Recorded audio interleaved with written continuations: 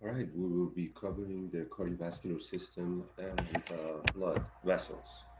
Uh, Getting right to the point, in terms of the blood vessels, as you learned in anatomy, usually there are three different type of blood vessels. Okay, and the circulation is also similar. In other words, um, from arteries blood pathways goes into the arterioles. Arterioles are smaller arteries, so I'm just going to show you branches, all right? And notice the diameter is getting smaller. This happened to be arteriole. And then from there, arteriole sub branches into smaller arterioles, and finally, you know, there are really, really thin capillaries. So uh, the capillaries surrounding all our tissues. Okay, so pretend these are the capillaries. And again, I will discuss this shortly, but most of the time, uh, you know, uh, veins are shown in blue color. So, but before we get to the vein, as you know, there are branches of vein, and these are called venules.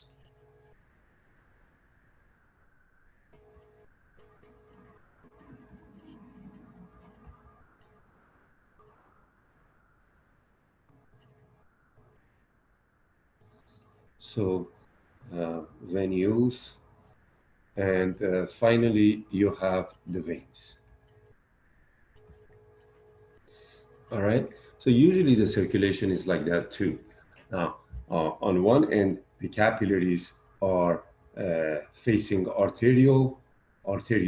So this is the arterial ends of the capillary, and on one end you have the venules. This is the venial end of the capillaries. Okay. So usually, what we wanted to do is take a look at characteristics of arteries. Arterioles are similar to arteries, and characteristics of veins, and venules are similar to the veins, and also the capillary. So one of the things that are interesting is the direction. Um, if we go ahead and take a look at the idea uh, of arteries, capillaries, and veins, which is demonstrated in this picture, may not be a bad idea to maybe draw a heart right in here, okay? And the arrow is showing you the direction of the flow of the blood. In other words, arteries carry blood away from the heart. You could see this arrow is going away from this heart, right? It's going this way. And in terms of the veins, they carry blood towards the heart. So again, this arrow is going in towards the heart, is uh,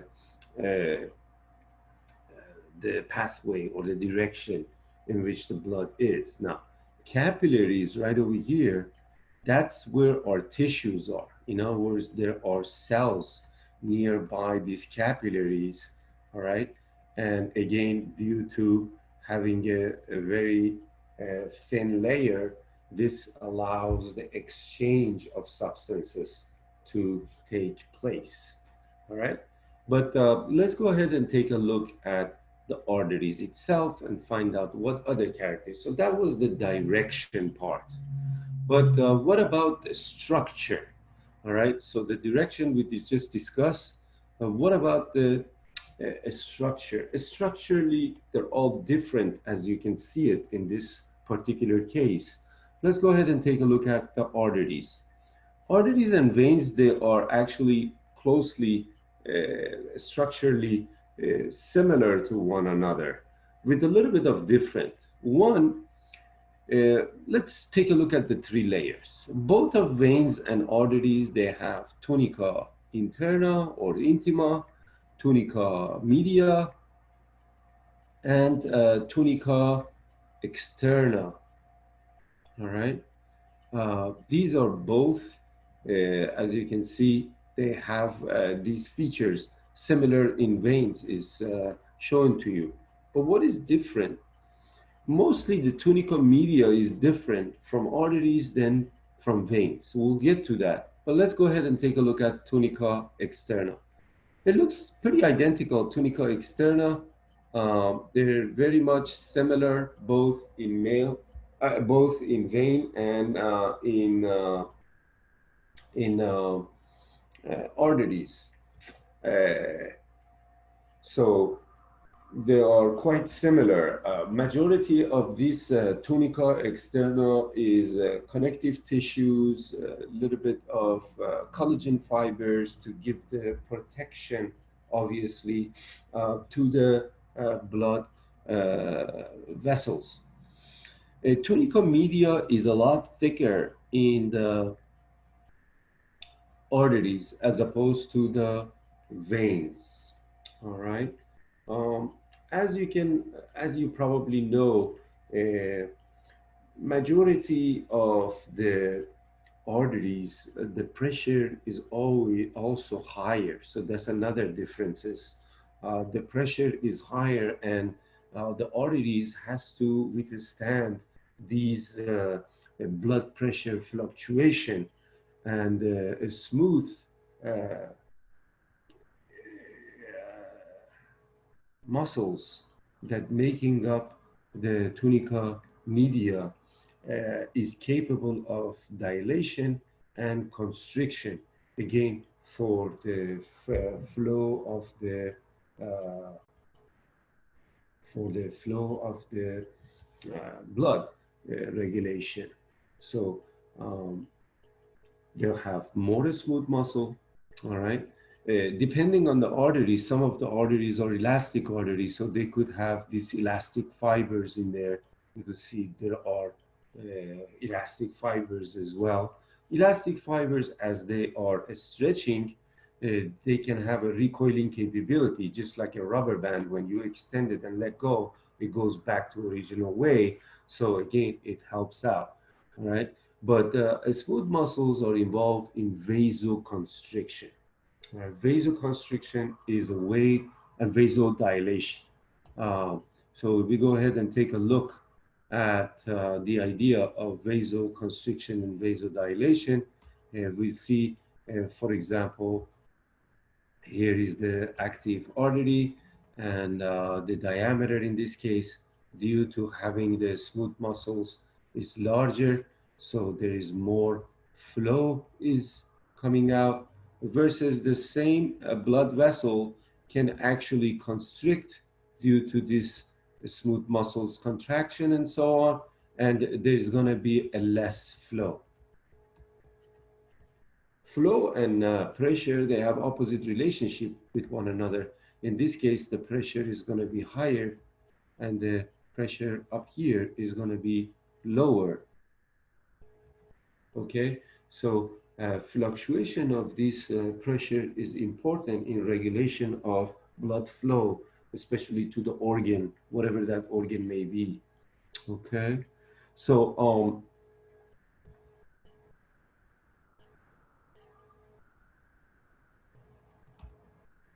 in terms of the tunica interna, tunica interna is on the the most inside.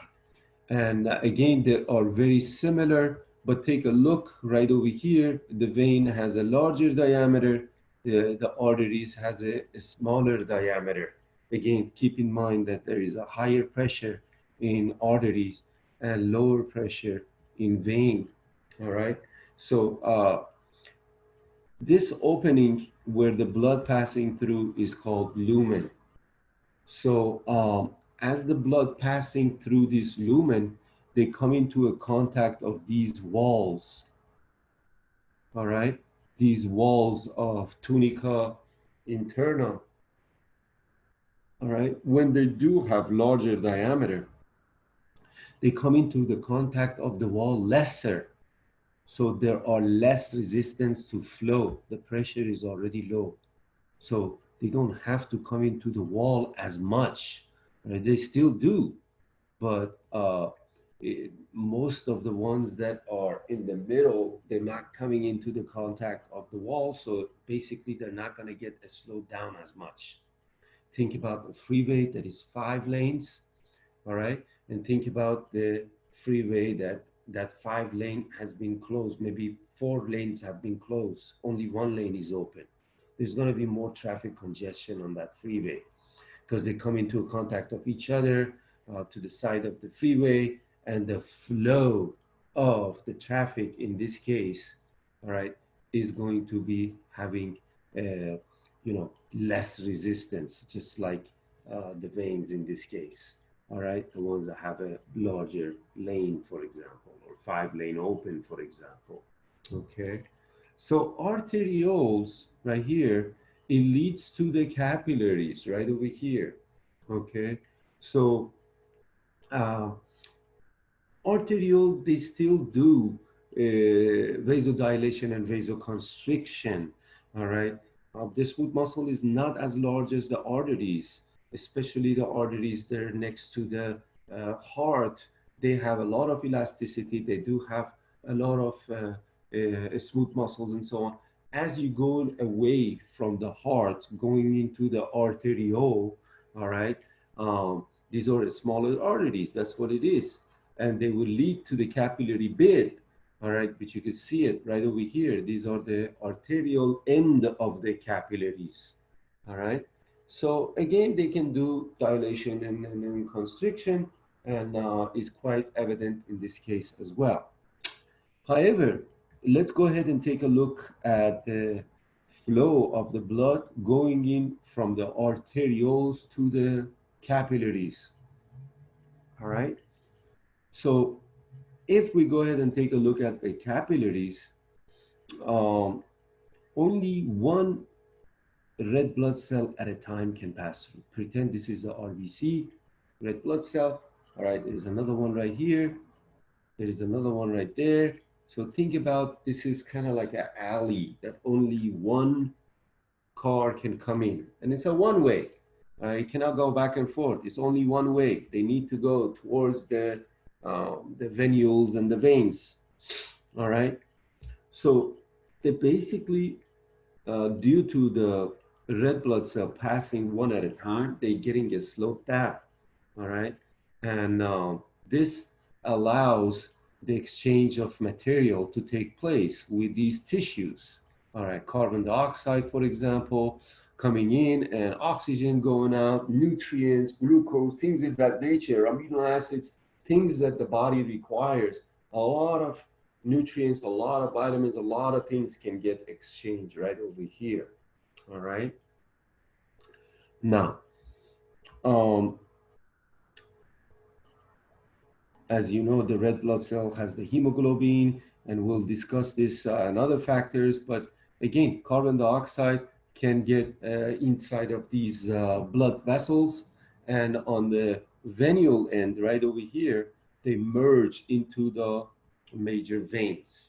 All right, and that's what happens. Now, the capillaries are only one cell. They don't have this 3 layer anymore, right? This 3 layer was only for the veins and the arteries. So, therefore, therefore, as you can see, they cannot dilate, they cannot constrict.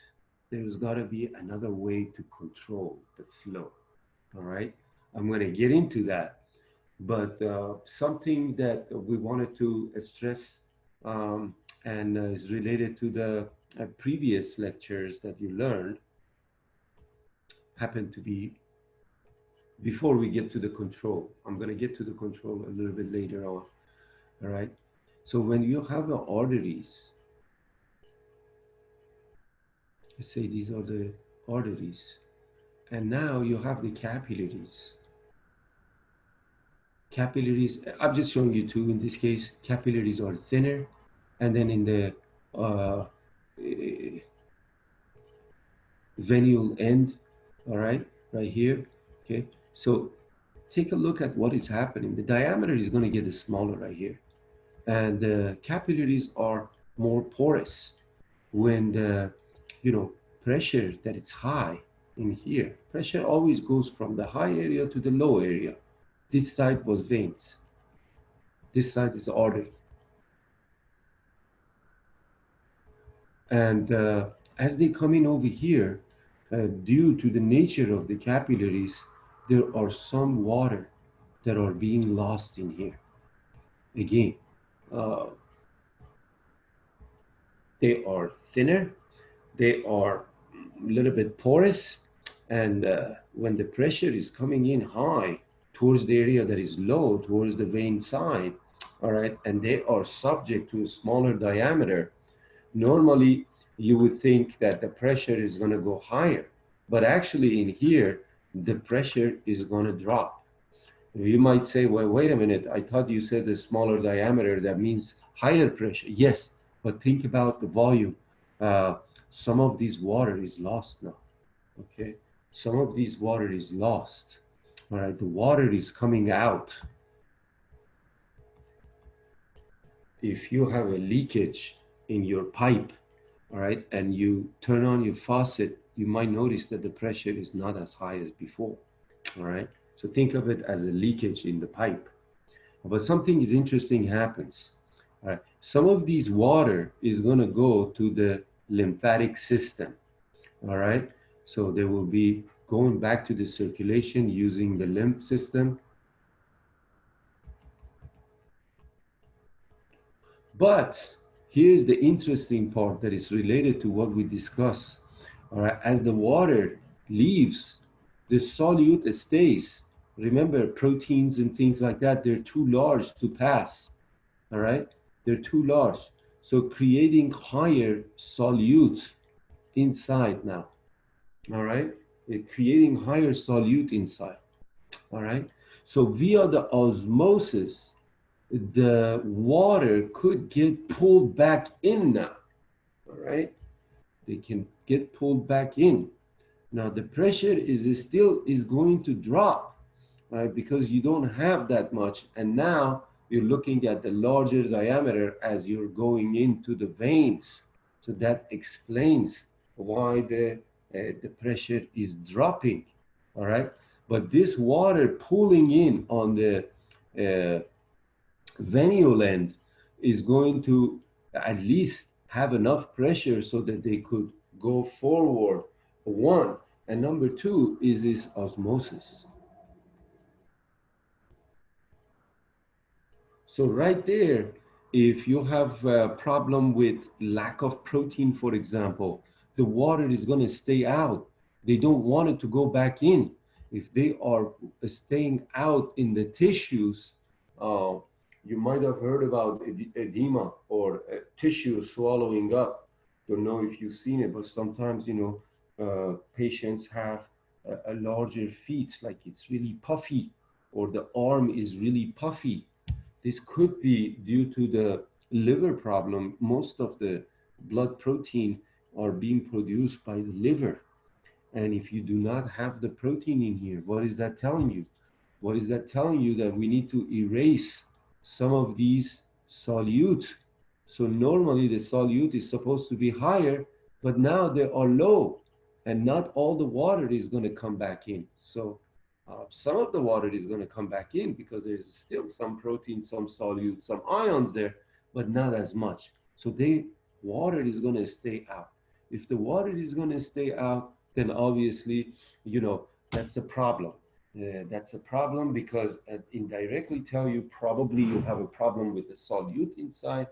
Water is not returning as much. All kinds of problems. So now you have to think about the diagnostic. Going over how we can control the blood flow in the capillaries. Interestingly enough, the capillaries, at the junction of these capillaries, there is a precapillary sphincter. Think about it as valves that are automatically can open and close. due to the need of the body. So these precapillary sphincter right now, they are open. So you could see blood is flowing from the arterioles right here. This is arterioles and these are capillaries. As they're coming in, you know, they can go this way, they could go this way, they could go this way, they could go this way, they could go all kinds of places. All right. But what if you do not want it to have so much blood flows everywhere in the tissues? And certain times, you can see there is a vascular shunt in the middle, and that is kind of like where the blood is going to feed off the other part of the capillaries as they're going through the surrounding tissues. These are tissues, these are cells around. There are plenty of cells around. But what if you wanted to bypass these cells and go somewhere else? All right. So precapillary sphincter, they could constrict. Now these are different because the vessels, they're not equipped with a smooth muscle, but at the junction of them, they're equipped with a smooth muscle. Precapillary is a smooth muscle. All right. So here's what happened. It's constricting, and you could see the blood is shunting to other areas in this case. If you ever been somewhere that was cold, for instance, you went maybe up in the mountains, some areas to see the snows and or skiing or whatever. As you looked at your hands, you notice like they are pale blue, especially if you don't have gloves on. You notice like, you know, not much blood is flowing there. That's why they look blue. All right. Now at that time, you want the more blood towards the center. All right, because they're doing the thermoregulation and oxygen is needed for the vital organs and so on. So that's why, you know, the fingers, for example, tissue making up our fingers is not as important at that time. You wanted to bring in the blood towards the center. So this is how blood flow regulation occurs in the capillaries. All right. Now, there are vasomotor nerves and local chemical conditions that can bypass or flood the capillary beds. It really depends on what you needed, and that's what happens. All right. After that, as you can see, the blood enters the venules. And first is the smallest venules, and then, uh, this is post-capillary venules, and then the smaller venules, and then the veins. All right. So the venules have one or two layers of a smooth muscle, tunica media, and they're able to constrict and dilate too. However, most of the time, they're not as active as the arteries. Why? Because again, the pressure is very low to begin with. All right.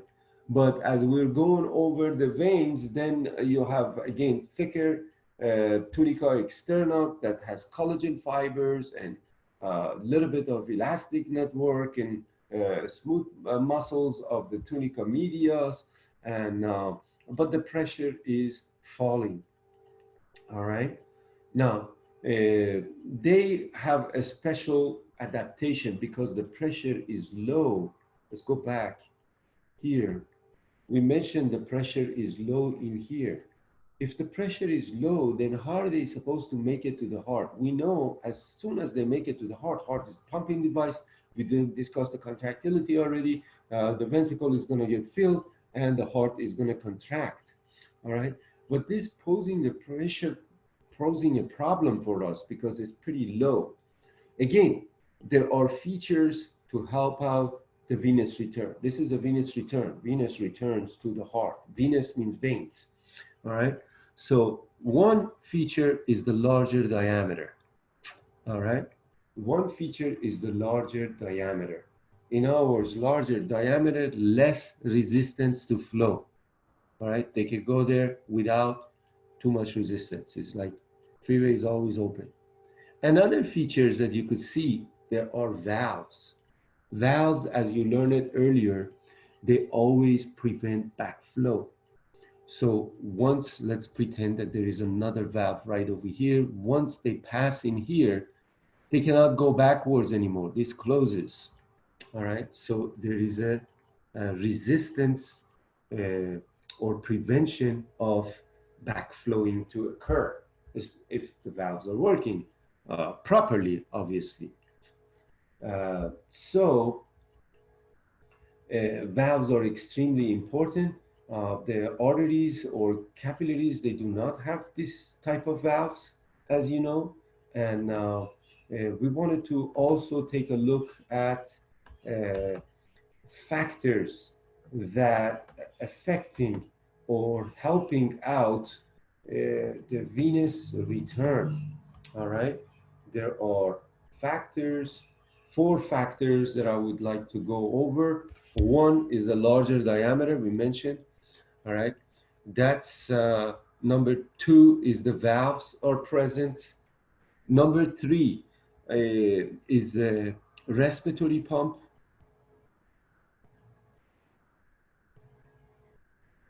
So let's outline this. So one was a larger diameter. Number two was valves. These are all in veins, by the way. And the idea is what factors helping the venous return back to the heart. All right? Because remember, blood pressure is way too low. All right? You're not going to make it if you don't have these features. Then you have the muscular pump. And finally, you have respiratory pump.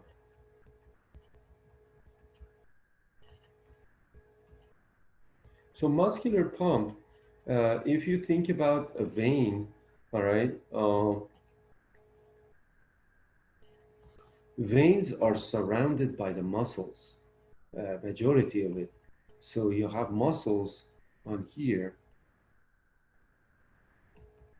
and here. When the muscles contract, what will happen is they are going to press, and because the muscle is contracting, they're going to press the outer part of the veins and causing the blood inside of the vein to go back where they're going. Why? Because again, there's a valve in here. They cannot go this way. They can only have one way. All right. So if you have a water bottle open and you squeeze it from the side, there's only one opening that they could go. Pretend that the bottom, it has the valve. So, and the valves we mentioned, it prevent backflow. All right. So a skeletal muscle, there's a term, it's called milking the blood towards the heart. So it's kind of like that, directing it. All right. A skeletal muscle is extremely important, especially on the people that have varicose veins. You might have heard about varicose veins, right? So here's a nice picture of the muscular pump helping, all right? So if these valves, you exhaust them, they are distended, they are ceased to work properly, then they get larger, and unfortunately, they don't do their job. This is where now, you have very large veins that are observable on the thigh areas and the lower part of the leg, for example, due to having this distended vein. This problem occurs more in female. The reason is sometimes the female could be pregnant. There is a lot of weight. There is a lot of, pressure that are building up. And unfortunately, that causes to have a lower pressure. And again, occupation that is causing long standing up for a long period of time. And these, you know, uh, veins, they can get distended. Being an instructor, I have them because I always stand up after I develop a lot of these veins. I start lecturing while I was sitting down, if you remember. But a lot of times in the past I use standing up. I would come home and my legs were hurting and so on. One thing that you could do is strengthening your leg muscles. all right? And again, it happens mostly in female because they have less skeletal muscle mass, all right? So that's what happens, all right? But female live longer, so if you're a female individual, don't worry too much about this, all right? Besides, there are a lot of procedures that you could get rid of it, and wearing this socks that are really tight can help out, you know. So there are different factors. How about the respiratory pump? Let's go ahead and take a look. Now, respiratory pump, maybe we can shed some light when we cover the respiratory system, but the respiratory pump is important too. The pressure changes created during the breathing sucks the blood towards the heart by squeezing the local veins. All right. So again, there's a lot when you inhale, exhale, there's a lot of pressure that it changes. And when that changes occurs is actually a negative pressure that is building up in your lungs and so on. So all of these, it helps to bring back the pressure that is very low in here back towards the heart. Once they reach the heart, and you know, we're talking about the vena cava, for example, and now you're in the right atrium, and then it flows passively mostly to the ventricles. Of course, the atrium contracts at the end, and at the end of the first cycle, ventricular filling, and then as the ventricle contracts, you're okay because from then on, you know, you're building up some pressure, and the lungs is not that far from the heart to begin with. The challenge is all these veins coming in and merging into the inferior vena cava specifically, but also the superior vena cava as well. All right. So those are the four factors aiding or helping the venous return. All right. So we discussed the role of the precapillaries, and let's see. We are moving right along, and we are going into the veins, and we wanted to talk a little bit about. Uh, let's see.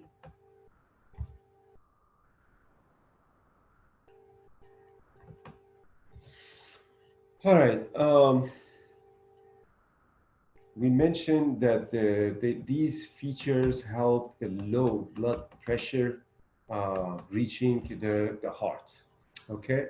Now, you might see some term is called vascular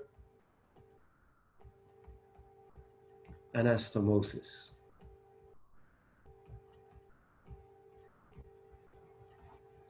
Vascular anastomosis is when the blood vessels are merging. This is more common in veins than arteries, all right? But it provides alternative pathways, also known as a collateral channels for the blood to reach a part of the tissues, part of the areas. Let me demonstrate this. You know, you could pause for a minute and take a look at, you know, your forearm. Here's your forearm. Here's the fingers, for example, of your left hand. And if you look at your forearm, again, really depends. If it's cold, you may not be able to see it as much because vasoconstriction is happening.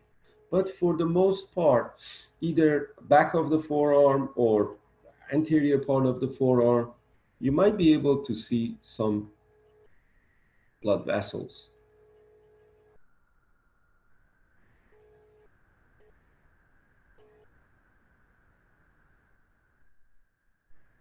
And if you look carefully, some of these, they merge in one another.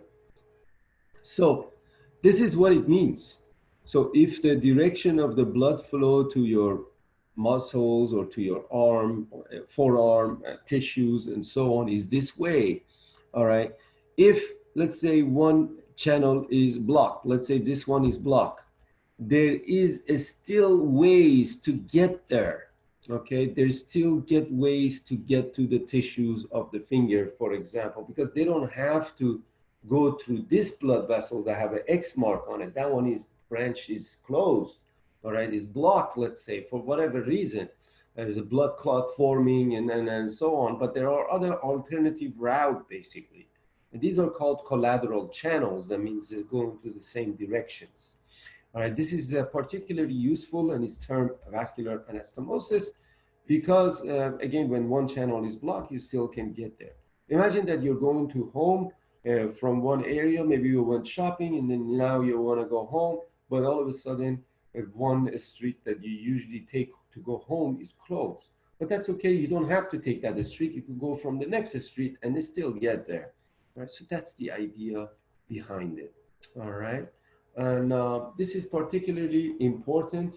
However, we do not have this vascular anastomosis all the time everywhere. For example, uh, when you go to Las Vegas, there's only one road that reaches there, on one road coming back in the middle, Freeway 15. And if that one is closed, then you stuck. So we go ahead and take a look at the heart. Major blood vessels going to the heart is the coronary artery right here. And this is the major, you know, bringing the blood to the heart. But if this one is blocked, there is no alternative pathway. All right. So again, this could probably cause a major heart attack because this part is blocked. That's why arteriosclerosis is dangerous, specifically if happens to be near the heart. All right, so we could go ahead and talk a little bit about the pressure now. And the pressure is particularly important. Uh, Blood pressure, force per unit area uh, exerted on the wall of blood vessels uh, containing the blood. We usually use millimeter mercury or Hg. The differences in blood pressure within the vascular system, basically giving us an idea or provide the driving force, allowing the blood to move from again higher to the low blood pressure areas. And we already talked a little bit about the resistance, opposition to flow, but we wanted to kind of like talk about what are the factors that are affecting the blood pressure. All right. So, uh, three factors that are affecting the blood pressure that are really important are as follows. One is the viscosity. All right. Viscosity. Let's go ahead and take a look at the viscosity. Uh, if your blood is more viscous, for whatever reason, maybe you have too many red blood cells, maybe your uh, uh, blood is viscous for other reasons, maybe you have too much proteins in there, and so on. Think about oil versus water. Oil is very viscous. When you have a container of oil and invert it, oil comes out very slowly. Water comes out right away. So the oil is more viscous. All right. And that could cause the pressure to go up. Here's the reason why. Here you have a syringe, for example. Let's say it consists of, I don't know, 30 cc of water inside. So you could put water inside, and same amount, 30 cc, put honey inside. All right. So here is water, and here is honey. Same amount. These syringes are identical, and so on. Now, if you want to get this amount out, all right, you obviously have to put in more pressure on the honey, the one that contains the honey, all right? This requires more pressure to get the same amount out. You got to apply more pressure in here in order to get them out. In the water, no, you just boom, it comes out right away. So you could see why the pressure is increasing when the blood is viscous, obviously. People that have a high blood pressure, sometimes they are given aspirin. Aspirin is blood thinner. So blood gets thin, that means less resistance to flow. Because if you have your blood vessels, and if you have a lot of red blood cells in there, again, they're gonna come in uh, to the walls. These are resistance factors more often. It's kind of like creating friction among them. Now, the ones that are in middle, like sometimes it's known as laminar flow, is just freely going. They're not going to come into the walls that much. So they are still going, but the more that you have, it's kind of like, there's a traffic jam and there's like so many of these and so on.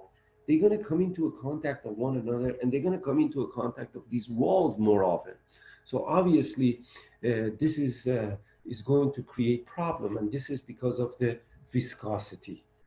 That's the idea. All right, next up, we got the total blood vessel length.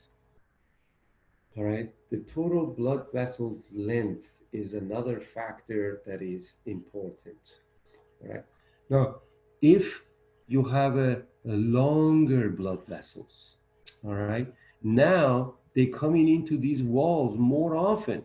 So again, the pressure is going to increase. If there is a shorter blood vessel length, then they're going to have lesser. So blood pressure is going to be, different in the people that have blood vessel length. Now, how do you know you have a longer blood vessel length or shorter blood vessel length? Well, think about it. I mean, you don't have to compare two people with one another. You could compare like two people with a different age group. Okay, like a kid versus an adult. Adult is a lot bigger, a lot, taller, and therefore blood vessels length is, lengthier, obviously. So again, think about that. They're gonna come in. The blood is gonna come into these walls more often, and as a result of that, the pressure tends to be higher. Okay, all right. So think about that. Now, I'm not going to reveal the answers. Don't just look it up, just think about it. Do you think the blood pressure of a giraffe is going to be uh, higher? Or do you think the blood vessels of a horse is going to be uh, higher? Again, assume that they're, uh, relatively, relatively, the giraffe is going to be bigger and taller, obviously. So think about the blood vessel length and see if you can, you know, maybe discuss that among yourself without looking it up. Think about it first. All right, put it on the paper if you have to, and then think about it to see what do you think is happening on the blood vessel length and why. All right, rather than just memorizing, oh, viscous, more pressure. But why? I just mentioned that. Blood vessel, why? I just mentioned that, right? So make sure you know the reasons why. Okay, blood vessel diameter now. Blood vessel diameter plays an important role as well. Now, if you washed your car using the hose, uh, 37. So let me see if we can go ahead and take a look. Use the hose to wash the car, and you turn on the water so the flow is coming in, but you notice that there's a lot of dirt on your car. You put your fingers halfway through right over here, okay, as you are watering, uh, and now there's only this amount that is coming out, but you notice the pressure was increased when you blocked the hose halfway, opening halfway, for example. And that is higher pressure to allow, get the dirt off of your car. So the pressure in this case is higher because you're lowering a smaller diameter. And that's what happens, all right? And blood vessel diameter is important factor, all right? And as you can see, their blood vessels can have fatty plaques forming in there. This could be cholesterol, this could be deposits, lipid deposits, and things like that. All right, this is also known as atherosclerosis. And, this plaque formation is occurring. And as a result of that, now you have lower diameter, all right? And the pressure is now is higher. This pressure going high is not a good thing, okay? Because when you get to the capillaries, as we mentioned, it was very much, uh, it was very much thin. So they're very fragile. What that allows to do is that, you know, they are fragile. They could get busted, they get ruptured, and you could have a lot of problems, obviously. Another thing that is interesting and I can share with you is when you're looking at the blood vessel, here is a blood vessel. When you're looking at the blood vessel, blood supposed to go continuous, no interruption whatsoever. This continuous flow is important and ensure that you're giving adequate amount of nutrients, oxygen, things like that towards the tissues. But during the arteriosclerosis, you no longer is going to get a continuous flow. For example, blood inside, they're going to come over here. They're going to stretch this part, all right? And then it's going to come over here, and then it's going to go, all right? That's what's going to happen. Again, it's going to go, all right? So you could see there is a little bit disruption. This is called turbulent. So there is a turbulent blood flow in this case. Well, what does it do? Now you don't have the smooth, continuous blood flow. That's one. Number two, this part right over here, it keeps on getting stretched out, right? It's stretched out, all right? So it's actually getting, you know, the arteries is going to get harder in this case. Hardening of the artery is known as arteriosclerosis. Artery is becoming harder because what happened is pressure keeps fluctuating and there is not enough room to keep on stretching and so on. So this is subject to more damages now. So if this part is getting more fragile due to the hardening of the arteries and losing the elasticities and such, then at one point in time, as these plaques forming more or as the blood flowing through the area, it could you know, burst. And we're not looking at the small capillary that could heal itself very quickly with the platelets. We're talking about massive bleeding, massive blood loss, and so on. And sometimes this could happen internally, so we don't have access to it. All right, if the blood vessels of the heart, for example, something like that happens, it's a big deal. You know, it's hard to recover after that, as you can imagine. Okay, so this is also important, and I wanted to bring it up to your attention. Um, the blood pressure is need to be monitored. They need to be measured all the time, and making sure that everything is safe, everything is within the you know, boundaries, within the homeostasis, and you don't want any problems, obviously. All right. Uh, you have to have a good diet. You have to have a good gene. You gotta have, you know, exercise here and there, so that these plaques doesn't build up. It can happen. It could be genetics too. So again, having good nutrients with fibers and vegetables and all that. That we can discuss that a little bit later on during the maybe our discussion of the digestive system. That would be a little bit more appropriate. All right. So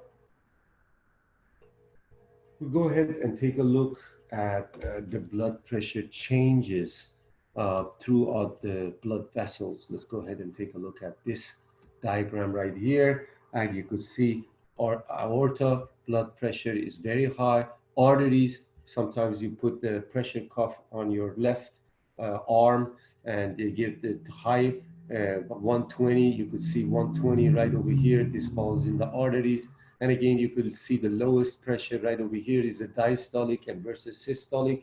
And you could see it's fluctuating due to the elasticity, due to the thicker, smooth muscles and so on, and due to the pressure that is high, so when the heart is contract, the pressure is high, it expands, blood expands inside and pressing on the arteries. This is the reason why you could feel your pulse, by the way.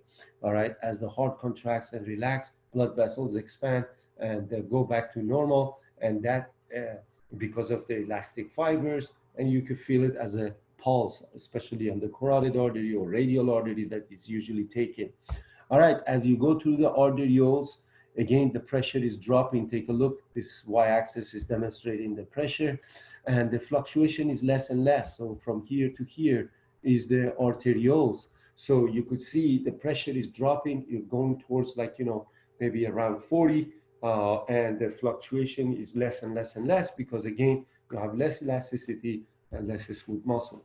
As you go to the capillaries, the pressure happen to be between 20 to 40, all right, 20 to 40. The pressure is dropping tremendously.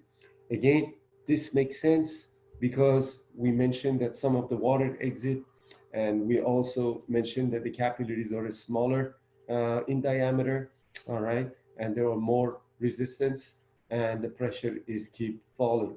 But this pressure needs to be falling because you want the blood to get slowed down so substances can get exchanged. Venules, again, pressure is dropping. Veins, again, pressure is dropping. When you get to the vena cava, you could see the pressure is nearly zero. So you could see that, if the pressure goes even lower, they're probably not going to be able to make it. And that's where the factors helping the blood pressure return back into the hearts is what we discuss. Factors aiding the blood return or venous return. All right. So the elasticity near in the arteries blood pressure is important for this fluctuation, obviously, and right over here, because it gives them the recoiling capability. Usually when we say systolic pressure is really when the pressure is the highest. All right, systolic pressure. This happens during the ventricular contraction. All right, diastolic when the pressure is the lowest. This happens during the pressure is the lowest. Ventricles are resting or relaxing. All right, so that's diastolic. What is pulse pressure now? Pulse pressure is different than pulse rate. Pulse rate is the same thing as a heart rate.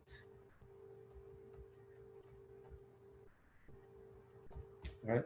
Pulse pressure is the differences of the systolic and diastolic pressure. So you're familiar with 120 over 80.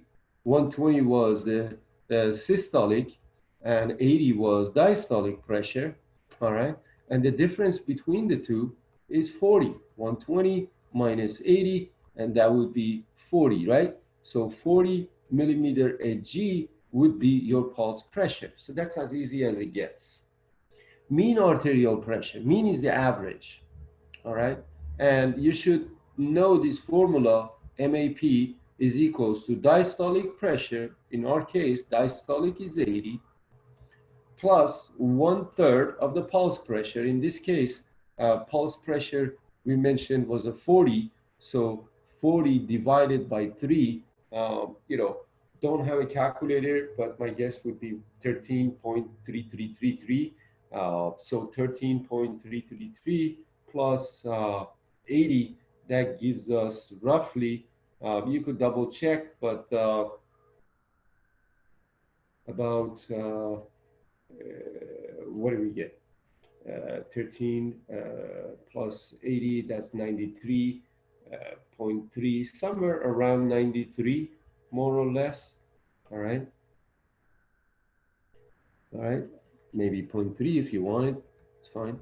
Okay. So if you look at this 93, and we're looking at the pressure 120 when it's highest and 80 when it's lowest, kind of like draw a mapping here.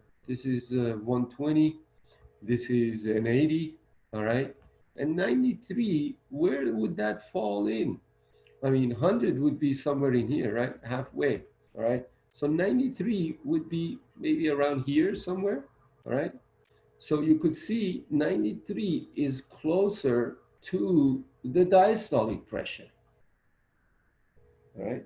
Versus earlier, you probably learned mean or the average if taking two numbers and dividing by two. So why not 120 plus 80, all right, and then divided by two. So that would be what? That's 200 divided by two, that would be 100. Why not 100 as opposed to 93? Why not to be right in the middle? Why is this pressure is closer to the 80? If you want, you could pause the video and see if you could find that answer, all right, or guess before I reveal it for you. Okay, so is because the heart stays in relaxed position and filling and such more. If you recall, it takes longer for the heart to get filled with blood. So during these activities, we have isovolumetric relaxation followed by ventricular filling and so on. The part of a contraction of the ventricle and so on is quicker time. You spend more time filling up the blood than pumping it. So that's why this number is closer to uh, the diastolic pressure. That's the reason why. All right, and that makes more sense to us. All right. So blood pressure, as you know, has to be monitored uh, and looked at. So let's go ahead and take a look. Capillaries, we mentioned 20 to 40. Low capillary pressure, it's desirable because they're very fragile and they could burst. We discussed how it is sufficient to have low blood pressure, especially in the capillaries, so substances can get exchanged. These substances could be nutrients, gases, hormones, you know, vitamins and things in that nature, obviously. All right. So we mentioned all of these already. We'll go to the aiding the venous return. We mentioned that as well. So we kind of like went through it a little bit more organized way. Now we are going through a little bit about regulation and maintaining the blood pressure. If you remember, we mentioned that the cardiac output was equals to heart rate multiplied by stroke volume. All right. In this case, you are need to know another equation, and that is blood pressure BP equals to cardiac output multiplied by peripheral resistance. All right. Again, the peripheral resistance, you could think about you know, the resistance factor as peripheral resistance. Sometimes it's also known as vascular resistance. It's the same thing, or intervascular resistance. It's the same thing. All right. So three factors that were important in the peripheral resistance we mentioned was blood vessel length, the diameter, and also the viscosity. All right. So blood pressure is directly dependent on these equation. If, for example, the blood vessel diameter it gets smaller due to building up of the lipid deposits and so on. Now the diameter is going to get affected. Right here, the diameter is not as much. So right here, peripheral resistance is going to go up. We don't have much information about the cardiac output. I'm not going to put up or down because we don't have any information about it. All right. Assume that it's not changing. All right. Still, blood pressure is going to go up. All right. simply by just looking at it. Blood viscosity, same thing. Blood vessel length, same thing. They're all increasing blood pressure, peripheral resistance, and therefore the pressure is going to go up, as you can see. All right. So um, we may not be able to take a look at all the pressure changes and such, and but we can go ahead and take a look at few mechanism in action uh, of how we can regulate the blood pressure. All right, and let's see about.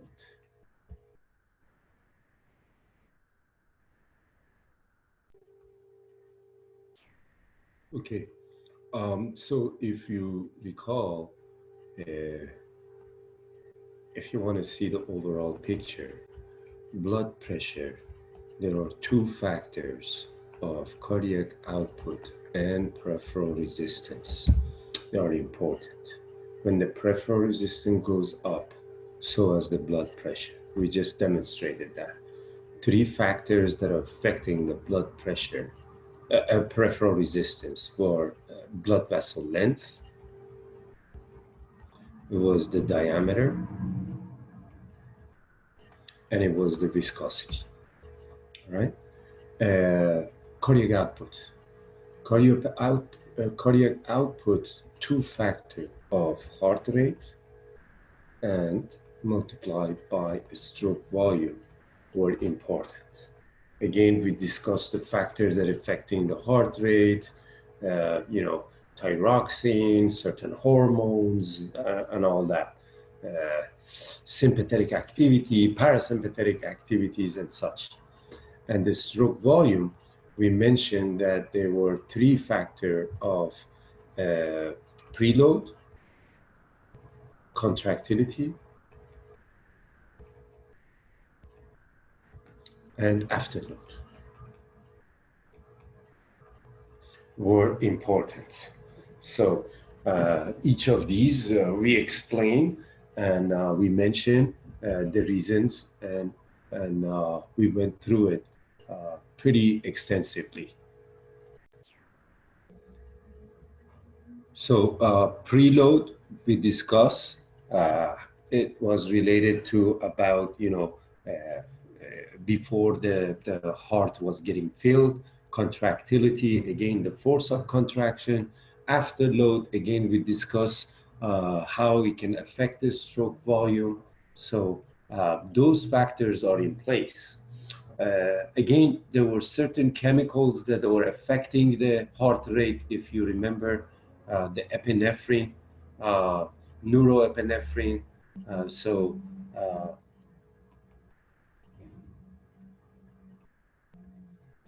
epinephrine from the medulla we mentioned that can increase the heart rate, for example. We mentioned,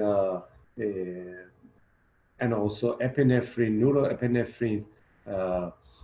We mentioned thyroxine, if you remember. Okay. We mentioned the concentration of calcium. All right. Uh, for the normal heart and potassium.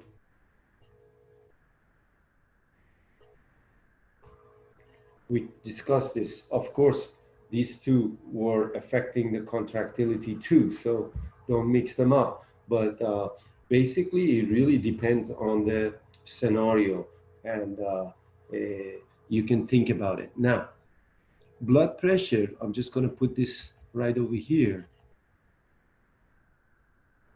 can be affected by intravascular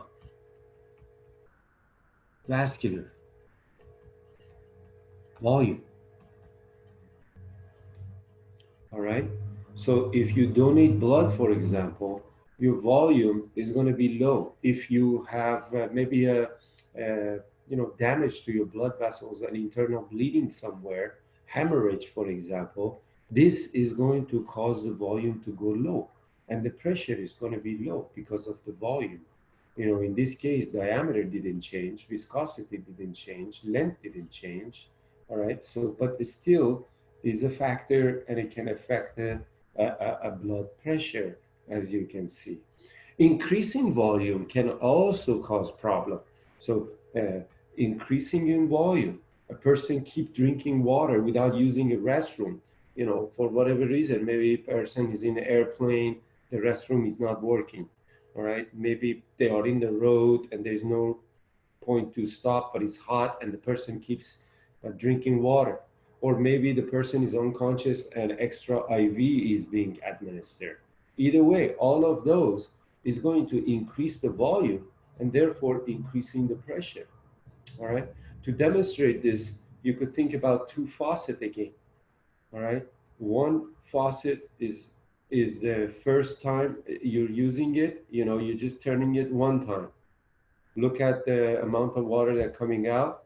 But versus this one, you know, you do it maybe 5 times. You turn it, opening it up, and so on. Right. In this case, the diameter is the same. Your diameter of the faucet didn't change, right? But the volume changed. You bring in more water. Obviously, this is going to have more volume, and therefore, this one is going to have higher pressure in this case. All right. And you could do that at home. All right. So, yes, we also mentioned influencing the heart rate could be age, gender, body temperature, exercises, and dust. You know, lots of things can affect the heart rate as well. But this is an overall picture. You have to really think about this to see what will happen that makes sense to you. And I'm just going to give you a few examples during the uh, during the uh, exercise, for example. During exercise, obviously venous return is going to be higher, contractility is going to be higher, and therefore the stroke volume is going to go higher. Because of the stroke volume is going to go higher, the cardiac output is going to be higher. Because the cardiac output is going to be higher, blood pressure is going to be higher. In other words, if you have a blood pressure devices and you exercise and then put the blood pressure, you notice that the pressure is going to be higher. Okay. So in this case, that's what happens. All right. So very simple. Now, as far as the heart rate goes, heart rate is also goes higher. All right.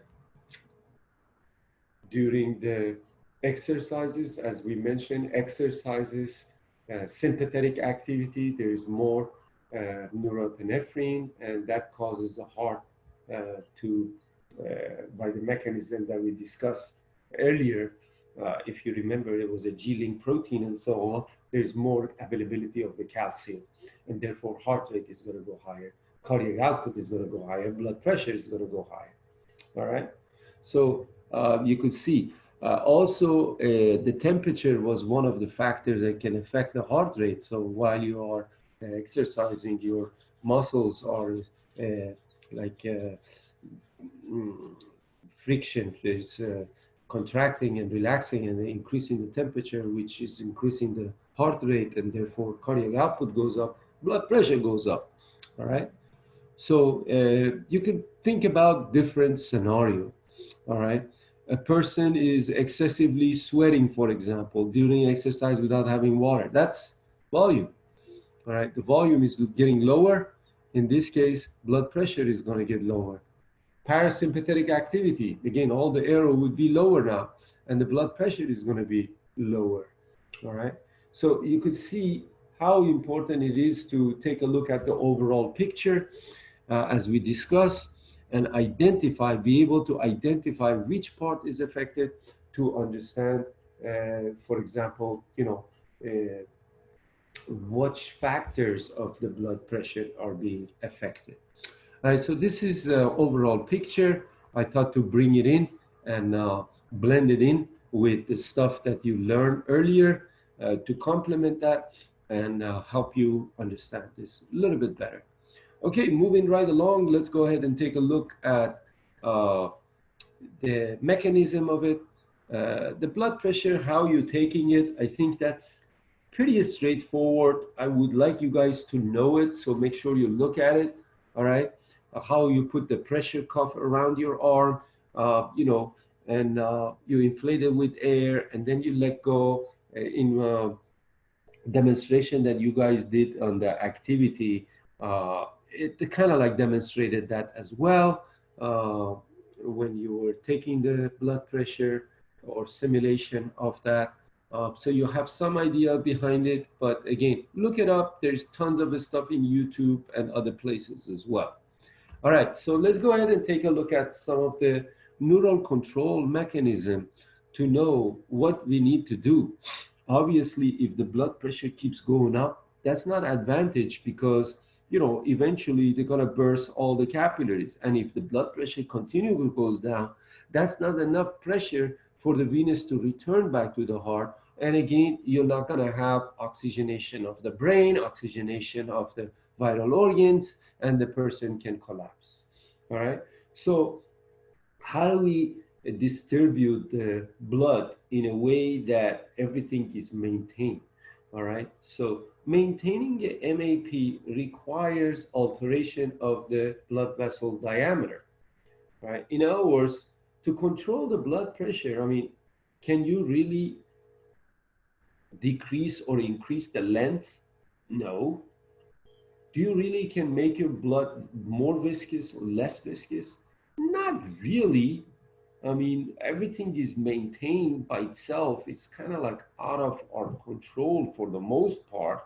I mean, you're not going to be able to drink more water because if you do, yeah, pressure is going to go up, but you're going to use the restroom and then pressure is going to be maintained. All right. You can't do throughout the day that either. All right. So we need a mechanism. And the mechanism I wanted to talk to you about is the vasomotor system and baroreceptors. All right. So as you know, there are the smooth muscles in the blood vessels. And if we can monitor and increase or decrease the diameter, then we got it made. All right, then we can average this and maintain the MAP so that it's not too high that cause the blood vessel to rupture. And it's not going to be too low that we're not delivering the material to our tissues. So let's go ahead and take a look at how this works a little bit. So during the sympathetic activity, vasoconstriction is going to occur, okay? Norepinephrine is a vasoconstrictor. As vasoconstriction is occurring, that by itself is going to increase the blood pressure. This is the reason when you are scared, if somebody take your blood pressure, it'll be high, all right? So, opposite can happen too. So baroreceptors, they are kind of like a mechanoreceptor, but they detect pressure differences. Right? When you have a rise in pressure inside of the blood vessels, they can detect that. Again, think about that you have a hose in your fingers, in your hands, and you're squeezing it, and somebody opened the faucet, for example, while you're holding on the hose, you feel the water flowing inside. Even if your ears are plugged, you feel the force pressing against the hose, and you feel that. Your fingers act kind of like a baroreceptors. You're detecting the pressure, all right? Now, whether you want to squeeze that hose or let it go and not squeeze to monitor the blood pressure, the pressure in this case of the water flowing, this is very similar. All right, so there are chemoreceptors. We're going to discuss that in the respiratory system. You're detecting carbon dioxide, pH, and the oxygen.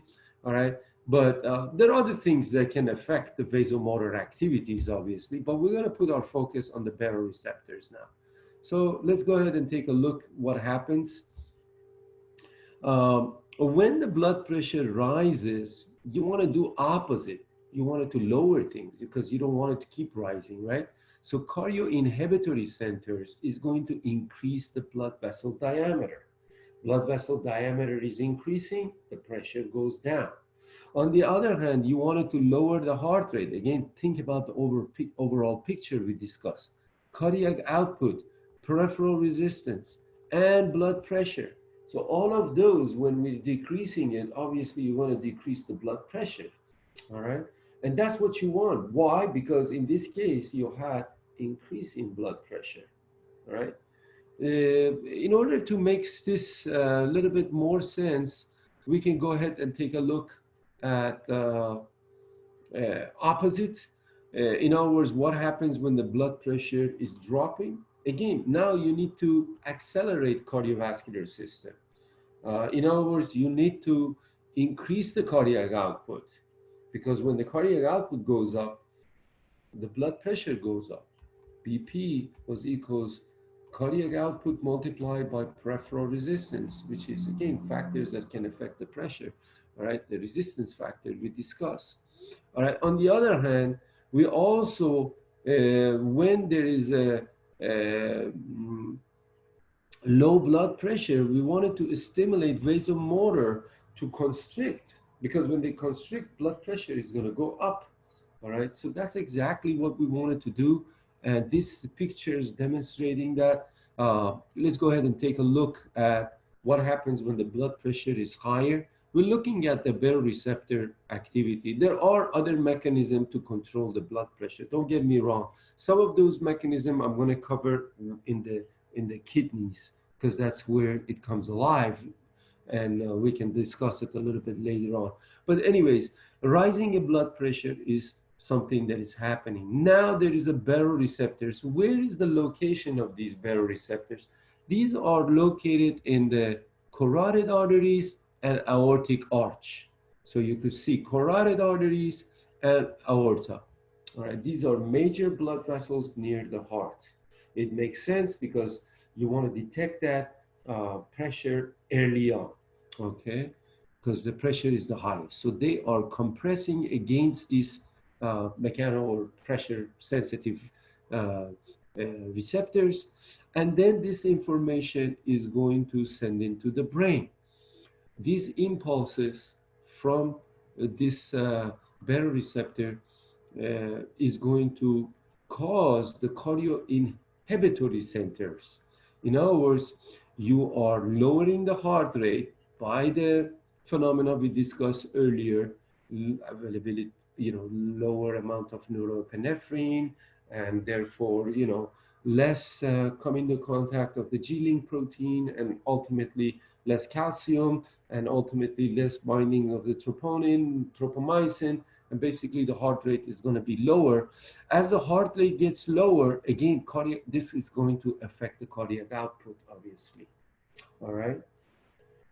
You also wanted to decrease sympathetic activity. By decreasing sympathetic activity, again, right away, you could think about what happens. Heart rate goes down. Cardiac output is going down. We know what happens in the sympathetic activity. All right. When that inhibits, that means what? Now there is less contractility, right? Less contractility was which factor? Was a stroke volume factor. Heart rate is also going down. So again, cardiac output was equals to heart rate multiplied by stroke volume. When contractility is lower because the sympathetic activity is being blocked, when the heart rate is lower, obviously cardiac output is going to be lower. That's where we're getting this. Do not memorize this. All right. Also, the vasomotor activity, think about that this nerve coming in here, and they're releasing their neurotransmitters, and as a result of that, the blood vessels can constrict or dilate. Think about these neurotransmitter constantly are being released a little bit. So when you stop that, what happens then? Blood vessels, when they are releasing a little bit of neurotransmitter, they are, like, let's say norepinephrine, they are partially constricted. When you stop that, it's going to get dilated. When you release that more, it's going to get more constricted. So in this case, it says that impulses decline. So in other words, we're releasing less vasoconstricting neurotransmitters, And as a result of that, there's going to be vasodilation. As you know, the vasodilation was part of the peripheral resistance factor, and blood pressure was equals to cardiac output, which we already know it was lower because we demonstrated that Y, so that is lower, and multiply by peripheral resistance. One of the factor of the peripheral resistance was the diameter. That was a major factor. And again, when the diameter is increasing, all right, what we wanted to do is lower the peripheral resistance so we can lower the blood pressure. And that's what we want because the pressure was high. We wanted to lower it, and that's what we did.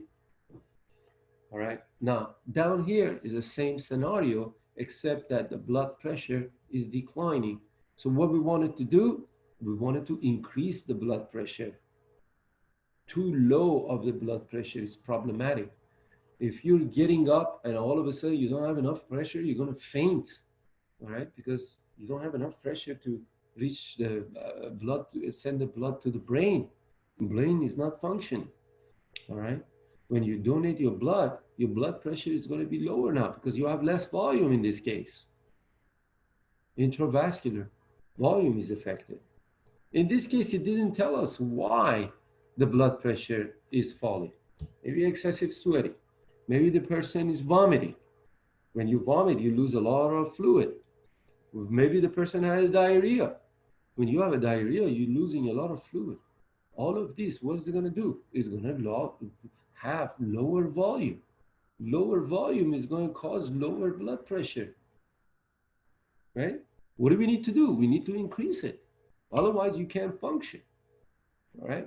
So baroreceptors, again, in the carotid and the aorta will detect less force is going to be exerted. Now you are stimulating vasomotor centers. What is the vasomotor centers is going to do? They're going to release more vasoconstrictive chemicals. So it's going to have vasoconstriction. That by itself is going to increase the peripheral resistance. When the peripheral resistance is higher, blood pressure is going to get higher. But also you're going to kick in. This is emergency. Emergency was associated with the sympathetic activity. Blood pressure is low, it's emergency. So sympathetic activity kicks in. That causes more heart rate. Again, we discussed this already. More contractility, right? Both contractility is going to increase the stroke volume. Increasing heart rate is going to increase the cardiac output, and that's why you see cardiac output. So what happens then, your blood pressure is going to go higher. Blood pressure is going to be higher now. It was low in here. All right. So it's important to appreciate what is happening, what are the,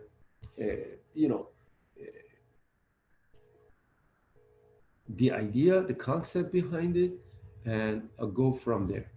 Now, another concept is monitoring circulatory efficiency. In other words, by taking pulse, by taking blood pressure, we want to make sure everything is normal and everything is working just fine.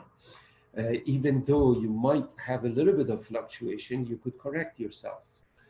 That's why we take the vital sign. We take the blood pressure, we take the pulse, we make sure the temperature is normal, we make sure that the respiratory rate is normal. Pulse, we already discussed it, how you're taking it. You already took it early on, so you have some familiarity. You could just go ahead and take a look at it. A sphygmomanometer is basically a device for taking the blood pressure. Again, for this part, you need to look at the YouTube videos. I'll try to demonstrate this a little bit, but you need to have the stethoscope and the pressure cuffs, and it's important to detect the sounds, but really these things comes in live in the laboratory. You can take a look at some videos that are out there, and I notice some of you guys encouraging others to look at the videos on the YouTube on the discussion. I welcome that, and this is pretty valuable. Take advantage of it. Somebody already looked that up and sharing the knowledge, the information with you. It would be a pity if you're not looking into it. All right. So go ahead, and if you've come across a good videos or something, share it on the discussion. We're all here to learn. You're not really competing with somebody else in here. We're all here to learn. And what better way to learn to share the knowledge and information or something that you find valuable. All right. So look that up a little bit later. In general, usually the left arm is being used. All right, here is the left arm, and there is a brachial artery. This is a major artery that again splits and it goes into the forearm. You put the pressure cuff right around here because this is the left arm and left brachial artery is closest to the heart.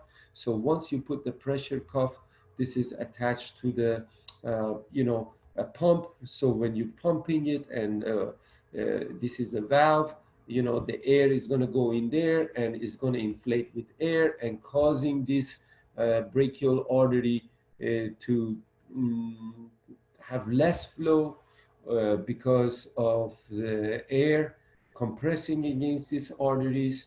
And at this point in time, there is a gauge that you could take a look at, and maybe it's around maybe 140 millimeter Hg and so on. And then you put the stethoscope right around here. All right, and you put this part in the ears, you listen to that. All right, and and uh, then you open this valve. Once you open this valve, the blood is going to rush through the forearm, and that's where you're picking up the sound right here. All right, you're picking up the sound, is a whooshing sounds or thumping sound. And then at the time that the sound appears, you have to look at your gauge. Most likely it'll be around 120. That's your systolic pressure. That's pressure is highest. After a little bit time passes by, the pressure keeps dropping and the sound is gonna get lower and lower, and then it disappears. And you have to look at the gauge as well, and that would be 80. All right. Nowadays there are all kinds of automatic ones that you could take. Some people, they put it on the wrist. On the wrist is not a good idea that much, because if you put this pressure cuffs on the wrist, this is farther away from the major source, the heart. So obviously the pressure is going to be lower. This might make you feel comfortable because your pressure is lower, but it's not as accurate as the ones that are on the arm because it's closer to the heart. As you're going away from the heart, the pressure drops. We mentioned that already. It's a good idea to do the blood pressure over the course of 24 hours. As you know, when you're active, it's daytime, you're more active and so on. Your pressure tends to be higher. As you're less active during your sleeping or perhaps early in the morning and such, the pressure is lower. All right. So you got to take an average of it and find out where you stand. Age, sex, weight, race, mood, posture, lots of things can actually affect it. One of the things that we did in the lab in the previous semester, where you had hands-on, I had individual, sitting down and standing up and in being in reclining position and taking a blood pressure and comparing that. You guys can look that up. I'm not gonna go over it, everything with you, but again, think about why standing up the pressure might be different than lying down. Which one your heart has to work harder?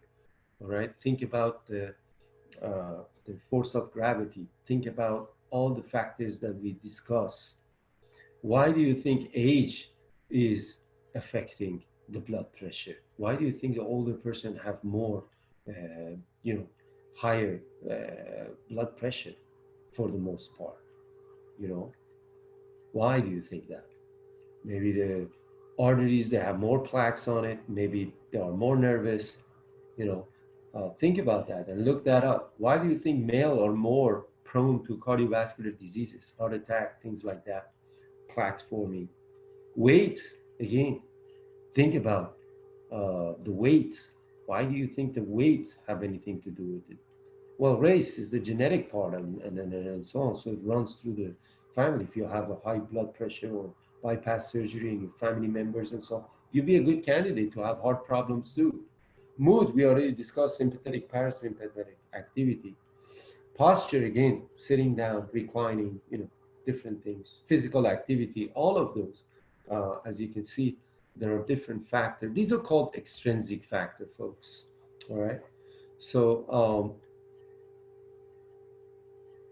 there is a phenomenon known as a hypotension and hypertension. Hypotension, when the low blood pressure is occurring, systolic pressure is way below, uh, and sometimes below 100 millimeter Hg hypotension, right? Which again, not enough pressure to supply the demand. Hypertension is also problematic. Now you get too much pressure, and again, it could have, causing the blood vessels to burst. That's very dangerous. Capillaries are very fragile. They don't do very well under higher uh, uh, pressure. All right. And again, could be fever, could be physical exertion, emotional upset, lots of things can happen. All right. A lot of times, chronic elevation of the blood pressure is causing a heart failure because your heart is working so hard to, do all these activities and so on, and it gets exhausted after a while. All right. So delivery of the oxygen and nutrients and removing of the waste and such is important to have a right flow. Gas exchange in the lungs, again, blood flow is important for that reason as well. For absorption of the nutrients and urine formation, the blood flow has to be monitored. Has to be monitored. All right. There gotta be a right amount. You don't want too much or too little. All right. You want to adjust things so that they work efficiency. All right. All of these, if there's low blood flow, there's problem. In gas exchange, you have low oxygen gas exchange. Now your cells is going to crave for oxygen. Okay. This is the reason why a person is sleepy. There's always a person like, tired, always they don't want to do exercise and so on. It could be that reason. All right. It could be many different reasons. All right. So viscosity, we already discussed this already. Now, velocity is another thing that we need to talk about. The blood velocity changes as it travels through the blood circulation, called the systemic circulation, because it's supposed to go and reach the tissues. It is inversely proportional to the cross-sectional area. Inversely proportional. What does that mean? That means when you have a lot of cross-sectional areas, the velocity is lower. All right. And opposite, when you have less cross-sectional areas, the velocity is higher. All right. So let's go ahead and take a look at that. First of all, we need it because we need to have a lower velocity at the tissues, the capillaries feeding off the tissues, so they could exchange substances. Yes, the diameter is getting smaller. Yes, one red blood cells at a time passing through, but they're also going slower. So allowing substance to get exchanged. All right. I don't know if this would help, but think about the train is going forward. All right. But when it gets to the, a station, it doesn't completely stop, but it's slowing down in here. While it's slowing down, passengers can hop in and hop out. Passengers are kind of like analogous to exchange that are happening. This could be nutrients, oxygen, carbon dioxide, all that stuff. And then again, once this is in the capillary. Capillaries, as you know, they have the highest cross-sectional areas. And then, boom, they're going fast again. So if we go ahead and take a look at the graph right here, you could see on the y and the x-axis, you could see different blood vessels, and on the y-axis, you could see the velocity. All right, velocity is the lowest on the capillaries, which makes perfect sense, by the way. One, because they have the highest cross-sectional area. All right, right here, and what does that mean? That means if you cut right in the middle, the cross-sectional areas right here is huge versus you cut in here is little. You have to add them up, not just like looking at one only. All right, so there's more cross-sectional areas in total. Right, so capillaries, basically, they have the lowest velocity, which makes sense. Again, train is coming fast. They don't completely stop, all right, but that's enough for the exchanges to take place and then picking up the speed again. All right, so that's velocity. Now, there is a auto regulation. Automatically, blood can adjust itself. Depends on the requirement. When you're exercising, blood vessel dilates, increasing the flow. All right, when you are resting, it restricting the flow. So it really depends on the need of the body. All right, what are you trying to do? Where is it needed? And that's where the diameter can all get altered. Now, there is a myogenic control mechanism. I'm probably going to ask you this myogenic control mechanism on the next or during the kidneys when we discuss that thoroughly. But basically, blood vessel is smooth muscle moving. Automatically, they adjust whether they are constricting or releasing. They respond to the vascular pressure. All right. So this is, again, I would rather not ask you right now. So if you wanted to wait a little bit later, you could kind of like take a look at it. But you're trying to adjust things basically. And it really comes in alive in the kidneys. When we discuss that, you will learn that. I think you have enough information for now. The circulatory pathway, pulmonary circulation versus systemic circulation. So from you got to know the pathway of the blood. We discussed this already early on in the previous lecture. But pulmonary circulation, you're going from the heart to the lungs, from the lungs back to the heart. Systemic circulation, you're going from the heart to the tissues, from the tissue back to the heart.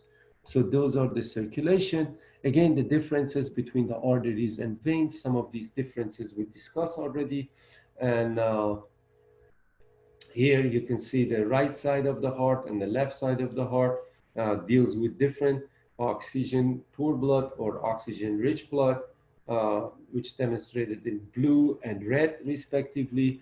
And you could see this is the pulmonary circulation and the blood vessels that are associated. And this is the systemic circulation. These demonstrating the tissues right here, etc. All right. So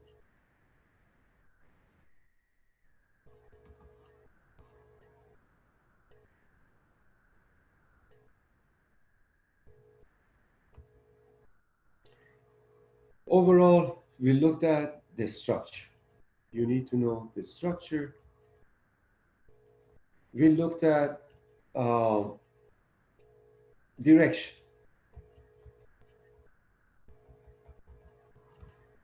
We looked at the content. Oxygen poor blood, rich blood. We looked at the structure was the, tunica media, tunica externa, tunica intima, and capillary didn't have a direction. Again, blood goes away from the heart in the arteries and so on. Content I just told you about. Pressure. Higher pressure in artery, lower pressure in vein and such. If you're watching a movie and all of a sudden this samurai guy comes in with the sword and slashes his opponent and blood is gushing out, which of the blood vessels do you think the person ruptured? You want to pause the video? It'd be arteries, because arteries have the greatest pressure. That's why the blood is gushing out, right? So we looked at the pressure. We looked at the factors helping out this low pressure of veins. That would be the diameter. That would be the valve. That would be a respiratory pump and the muscular pump, right? Okay, so we discussed that as well. We'll discuss velocity. We discuss factors affecting the blood pressure. All right, factors affecting the blood pressure.